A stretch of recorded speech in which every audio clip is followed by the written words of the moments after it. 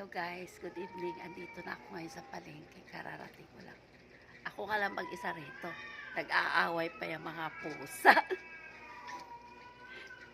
Nagrarambol pa yung mga pusa.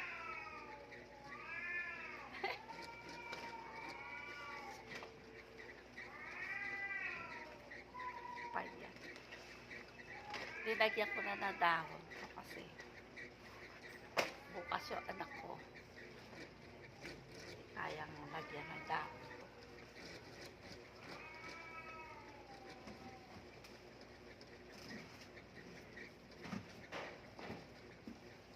Naayos ko na. Para bukas pagdating na, pwesto na lang siya. Maglalagay na lang siya ng stock.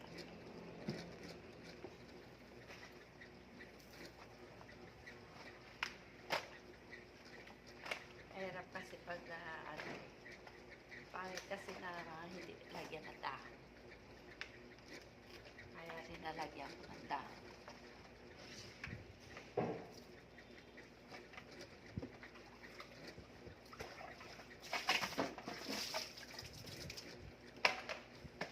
Pati yung tray, rinalagyan ko na ng dahon para hindi siya magmamadali.